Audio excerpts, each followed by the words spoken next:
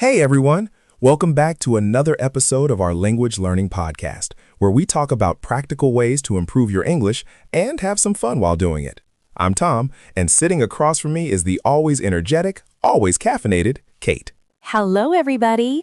Yes, the coffee is strong, the mood is good, and today we have a really interesting topic.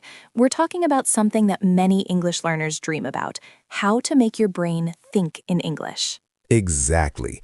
If you've ever studied English and felt like your brain is a slow translation machine, first you think in your language, then translate to English, then speak, this episode is for you. And by the way, if you enjoy the podcast, don't forget to like the episode, follow or subscribe wherever you're listening, and turn on the notification bell so you never miss a new episode. It really helps the show. Yes, it does, and we appreciate it a lot. All right, let's start with a simple question. Why is thinking in English so important? Good question. Imagine you're in a conversation. Someone asks you, "What did you do yesterday?" If your brain first says the answer in your language, then translates every word into English, you might still be thinking when the conversation has already moved to the next topic. Exactly. Your friend is already talking about weekend plans, and you're still translating, "I went to the supermarket and bought potatoes." No, potatoes are very important, though. True. Never underestimate potatoes. But seriously, when you start thinking directly in English, your speaking becomes faster, more natural, and less stressful. Your brain stops doing double work. And here's the good news. You don't need to be an advanced learner to start thinking in English. Even if you are around A2 or B1 level, you can train your brain step by step. That's right. Today we'll talk about simple techniques that help your brain switch from translation mode to English mode. I like that. English mode, like a secret button in your brain. Exactly. Press the button, English activated. Step 1 is surprisingly simple. Start with very small thoughts. Yes, many learners make the same mistake. They try to think complicated philosophical ideas in English immediately. Like, what is the meaning of life and how does society influence our identity? Meanwhile, your brain is like, "I just learned the word sandwich. Please relax." So instead, start with simple everyday thoughts. For example, I'm tired, I'm hungry, I need coffee. Especially the coffee one. Very important English sentence. I need coffee. When you wake up in the morning, try to describe your actions in English. I'm getting out of bed. I'm brushing my teeth. Where are my socks? Honestly, where are my socks is an international mystery. Socks disappear. Science still cannot explain it. But this kind of simple inner dialogue is perfect practice. You don't need grammar perfection. The goal is to make your brain comfortable with English. Exactly. Your brain is like a muscle. If you train it every day, even for a few minutes, it becomes stronger. Let's imagine a situation. You're walking to the store. Classic everyday situation. Instead of thinking in your language, try thinking like this. I need to buy bread. Maybe I'll buy milk too. I hope the line is short. And if the line is long, you can think, "Oh no, why is this line so long?" Congratulations, you're already thinking in English. Another great trick is describing the world around you. Yes, look around and name things in English. For example, there is a big tree. The sky is cloudy. That dog looks very happy. Dogs always look happier than humans. Dogs don't have to study grammar. Lucky creatures. But describing your surroundings is powerful because it connects English with real life. Your brain starts associating objects directly with English words. Instead of thinking chair equals the word in your language, you simply see a chair and think chair. Another helpful strategy is asking yourself questions in English. Yes, your brain loves questions. For example, what should I eat today? Should I watch a movie or read a book? Or the very important modern question, should I sleep or watch one more episode? We all know the answer. One more episode. Always. When you ask yourself questions, try answering them in English too. Even simple answers are good. I think I'll cook pasta.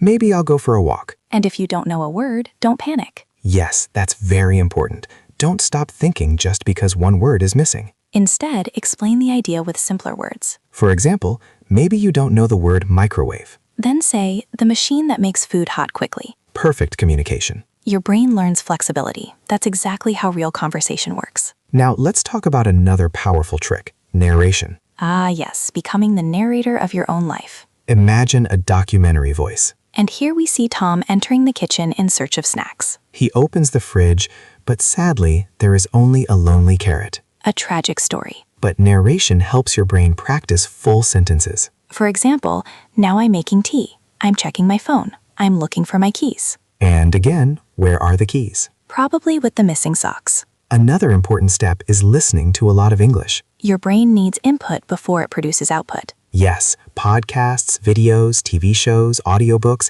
these all help your brain absorb natural English patterns. And here's a tip. Don't try to understand every single word. Yes, focus on the general meaning. When you relax and listen, your brain slowly starts recognizing structures and phrases. For example, phrases like, I guess, kind of, to be honest. Native speakers use these all the time. After hearing them many times, your brain starts using them automatically. That's when thinking in English becomes more natural. Another fun exercise is talking to yourself. Some people worry this looks strange, But honestly, everyone talks to themselves sometimes. especially when looking for something. Where did I put my phone? I just had it. Perfect English practice. You can also practice many conversations with yourself. For example, what should I do today? Maybe I'll go to the gym. Or maybe tomorrow. That last sentence is very realistic. Extremely realistic. Another technique is thinking in pictures instead of translation. Yes, our brains naturally think with images. When you imagine a dog, you don't see the word in your language, you see the animal. So connect English words directly to images. Dog equals the picture of a dog. Pizza equals delicious happiness. Scientific definition. When words connect directly to images, thinking becomes faster. Now let's talk about one more helpful method, setting English moments during the day. For example, maybe every morning for 10 minutes you think only in English. Or during your walk. Or while cooking. Cooking is great because you can describe everything. I'm cutting onions. My eyes are crying. Why do onions do this to me? Emotional cooking experience. Over time, these English moments become longer and more natural. Your brain starts switching languages faster. Another fun trick is pretending you are explaining your life to an English-speaking friend. Even if that friend is imaginary. Imaginary friends are excellent listeners. They never interrupt. You can say things like, "Today was a busy day at work. I had 2 meetings. Then I went to the gym." Or the honest version, then I planned to go to the gym, but I watched videos instead. Still good English practice. Let's also talk about mistakes. Yes, many learners are afraid of making mistakes when thinking in English. But guess what? Thinking mistakes are completely safe. No one can hear them. Unless you say them out loud in the supermarket. Why is this avocado so expensive? Actually, that's a valid question. But mistakes are part of learning. Your brain improves through experimentation, Even native speakers make mistakes. especially before coffee. Always before coffee. Another helpful idea is learning chunks instead of single words. Yes, phrases like at the end of the day. I'm not sure. It depends. When your brain stores phrases, thinking becomes smoother, Instead of building sentences word by word, you use ready-made blocks. like language Lego. Exactly, language Lego. You just connect the pieces. I think it's a good idea. To be honest, I'm tired. At the end of the day, we need pizza. The most important phrase. Scientists agree. Now let's talk about patience. Very important topic. Learning to think in English takes time. Your brain needs practice and repetition. Some days will feel easy. Other days your brain will say, "No English today, only sleepy mode." That's normal. Just keep practicing a little every day. Even 5 minutes of thinking in English helps. Small steps create big results. And remember, the goal is communication, not perfection. If people understand you, you are already successful. Exactly. Before we finish, let's quickly summarize some tips. Tip 1, start with simple thoughts. Tip 2, describe your surroundings. Tip 3, ask yourself questions. Tip 4, narrate your daily activities. Tip 5, listen to lots of English. Tip 6, talk to yourself. Tip 7, connect words to images. Tip 8, practice English moments every day. And tip 9, don't fear mistakes. And of course, tip 10, enjoy the process. Learning a language should be fun. Exactly. Laugh, experiment, and celebrate small progress. One day you'll suddenly notice something amazing. Your brain will think in English automatically. And you'll realize, hey, I didn't translate that. That moment feels fantastic. All right, everyone, that's all for today's episode.